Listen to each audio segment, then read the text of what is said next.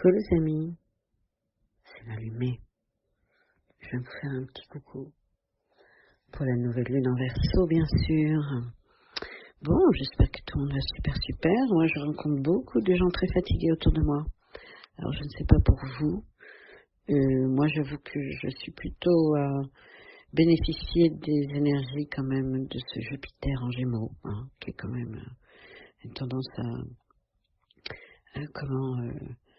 nous faire creuser un peu cette notion de curiosité, d'imagination aussi, tout l'imaginaire. Je sais pas pour vous, mais pour moi c'est ça. Voilà, Vénus est rentrée dans sa zone de rétrogradation, les amis, pour accompagner ce passage des nœuds, de l'axe nœud nord, nœud sud que nous avions, Bélier Balance, et qui devient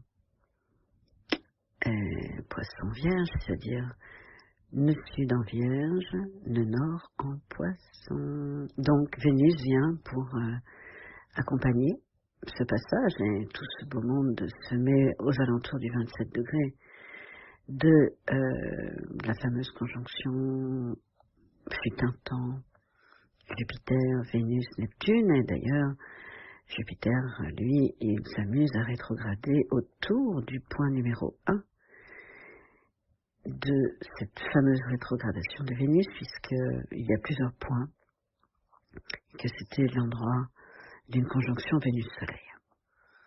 Donc, Jupiter fait encore écho à cette histoire, voyez-vous.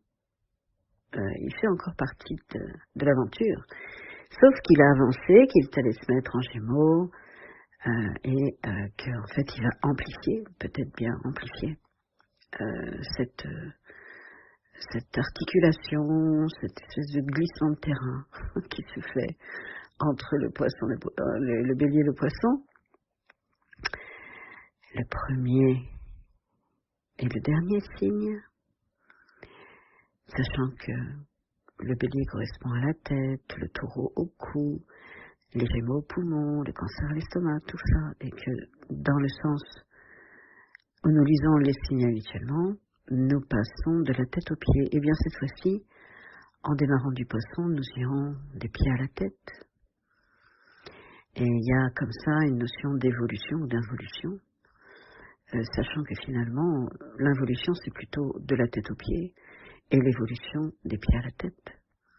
Donc, espérons que nous soyons dans une phase évolutive, les amis. D'ailleurs, quand même, globalement, le truc est assez tranquille, parce que, vous voyez, les aspects, il y a plutôt des aspects aidants, harmonieux, facilitants, et puis, un aspect, non pas de défi, mais peut-être de rupture de schéma, qui se joue entre Saturne, qui est à la toute fin de sa zone de rétrogradation, et puis Jupiter qui lui est aussi à la toute fin. Alors, je m'explique. Saturne est à la toute fin de sa zone de rétrogradation, mais en étant redevenu direct. Alors que Jupiter, lui, il arrive à l'endroit où il démarre le labourage du terrain. Vous comprenez ce que je veux dire? Peut-être sans la carte, c'est compliqué. Mais si vous regardez la carte et que vous regardez Uranus, Jupiter et Mars, eh bien tout cela sont arrivés finalement à la presque fin de leur zone de rétrogradation, donc ralentissent. Uranus, Jupiter, Mars, alors peut-être pas Mars encore, mais bientôt, va ralentir, avant de repartir direct. Tout ce beau monde ralentit. Il y a une petite forme comme ça de peut-être un peu de pause. Et ce défi Jupiter, enfin, cette rupture de schéma. Jupiter, Saturne, eh bien, Saturne pour moi c'est quand même toujours celui qui valide, qui dit ok, tu continues, tu recommences, tu repars de zéro, ou bien c'est validé et on passe à la suite. Peut-être que, voilà, y aurait-il une forme de validation de Jupiter par Saturne, du fait qu'il accompagne de loin et qu'il supervise, on pourrait dire, cette rétrogradation de Vénus qui fait quand même un passage, qui participe au passage énorme, énormissime du nœud sud Bélier Balance, nœud sud nord Bélier Balance au nœud sud nord Vierge Poisson. Alors qu'est-ce que c'est que ce nouvel axe? On l'avait déjà la dernière fois il me semble, mais je le redis quand même, nœud sud Vierge, on va avoir tendance à ne pas tellement se faire confiance, on va avoir tendance à aller vérifier dans nos dossiers. J'aime bien vérifier la Vierge toujours. Et bon, ben là, on va supposer qu'en fait, c'est acquis. Hein, c'est un peu ça l'idée, en fait, du nœud sud, c'est que c'est acquis. On suppose maintenant qu'il y a une forme de cohérence qui s'est mise en place et que on va aller vers le signe du Poisson maintenant pour aller acquérir les qualités du signe du Poisson en se disant que celles de la Vierge sont acquises.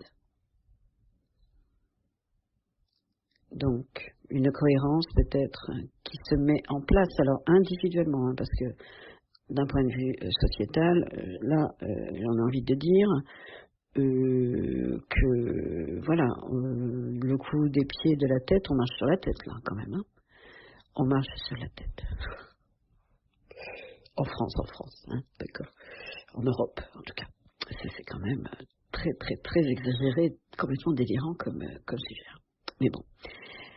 Peut-être qu'il y a quand même de belles choses qui se passent et une cohérence qui se met en place vers plus de, comment dire, des choses qui correspondent aux valeurs du plus grand nombre, on va dire, et non plus au service des valeurs d'une minorité qui, ma foi, se gave quand même, il faut bien le dire, et profite d'un système complètement corrompu, hein, mafieux, puisque nous travaillons quand même, les amis, pour un gouvernement mafieux, il faut le savoir. Bon, est-ce que tout cela va arrêter un petit peu? Est-ce qu'on va apporter un peu de cohérence à tout ça? Ben, on aimerait bien. On aimerait bien.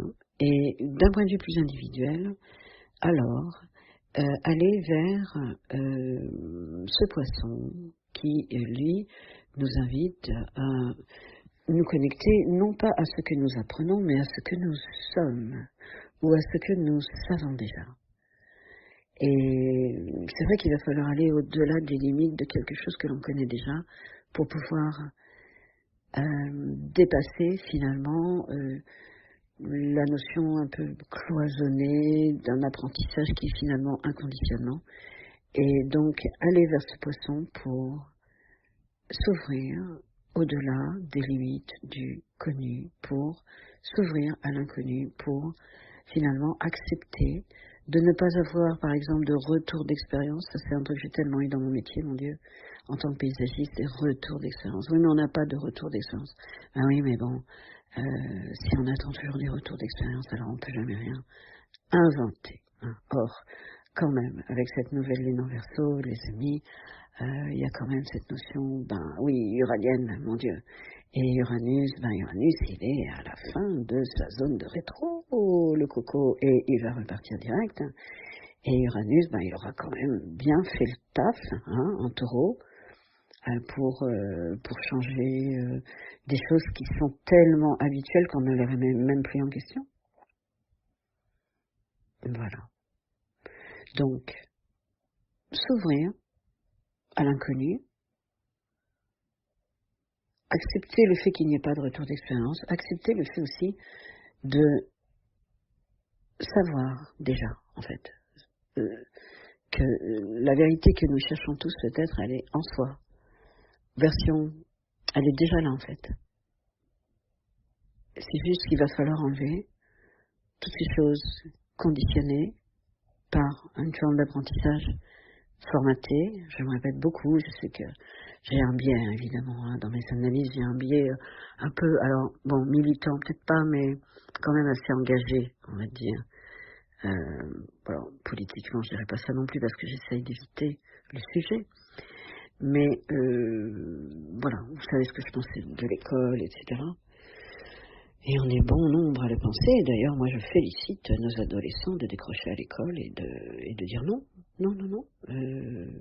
Nous n'acceptons plus. Nous n'acceptons plus. Il va bien falloir réformer tout ça. Et espérons que tout ce qui va se passer avec ce Mercure en Verseau va être là au service d'un mental un peu j'allais dire supérioriser, mais c'est pas, enfin voilà, pour parler du mental supérieur Uranus, mais surtout le fait de sortir de ce qui est habituel, mon Dieu, parce que sinon on ne fera jamais rien de nouveau, et la société n'en peut plus en fait. Elle n'en peut plus. Nos jeunes n'en peuvent plus. Les gens sont quand même un peu au bout du rouleau, je trouve. Donc, peut-être que cette Vénus, ce Neptune, ce nonor en poisson et ce Saturne qui vient valider peut-être une nouvelle forme de pensée quand même, une nouvelle manière de valider les choses peut-être justement. C'est-à-dire non plus par l'extérieur, non plus par une structure finalement extérieure ou gouvernementale ou administrative ou tout ça, mais une validation personnelle, mes amis. Personnelle parce que imbibée de cet océan de connaissances que nous sommes et qui nous relie comme ça veut rien dire qui nous relie au tout, ça c'est une connerie, parce que ça suppose que nous ne le sommes pas encore.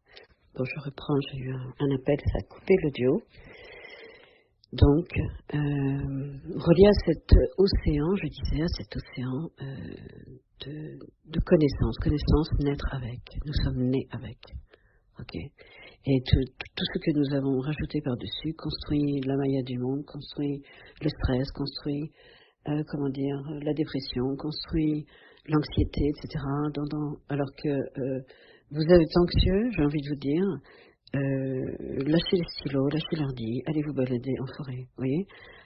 La nature est tellement là pour nous donner, en fait, nous re-axer sur l'essentiel de ce que nous sommes.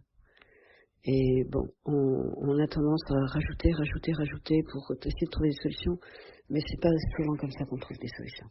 C'est plutôt en lâchant l'affaire complètement que l'on trouve des solutions, mes amis.